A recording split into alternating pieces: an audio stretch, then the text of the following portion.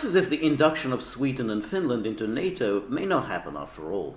Last May, traditionally neutral Sweden and Finland applied to join NATO. Everyone, with the exception of Russia, was very excited.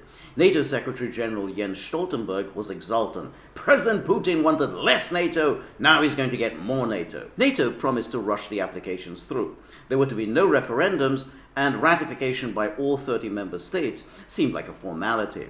There was then a sudden hitch. Turkey, NATO's second largest military power, announced that it wouldn't support Sweden and Finland's application because they had for years given aid and comfort to terrorists, specifically to the Kurdistan Workers' Party, better known as the PKK, and to followers of Fethullah Gulen, who, according to Ankara, orchestrated the 2016 attempted coup.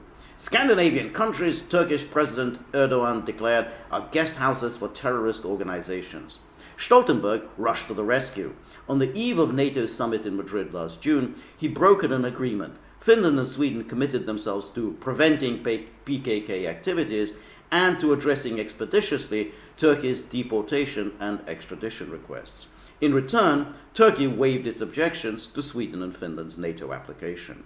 Recently, President Erdogan announced that the two countries needed to extradite no less than 130 terrorists. That, of course, is a non-starter. In December, Sweden's Supreme Court refused to extradite a journalist accused of taking part in the 2016 coup.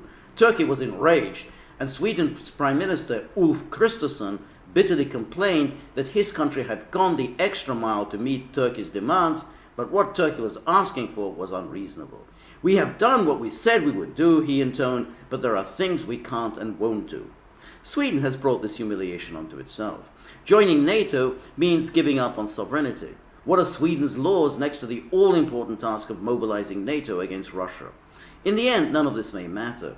Stoltenberg revealed recently that even if Sweden and Finland don't join NATO, it is, quote, inconceivable that NATO would not act if their security was threatened. In other words, whether you like it or not, Sweden and Finland are already members of NATO.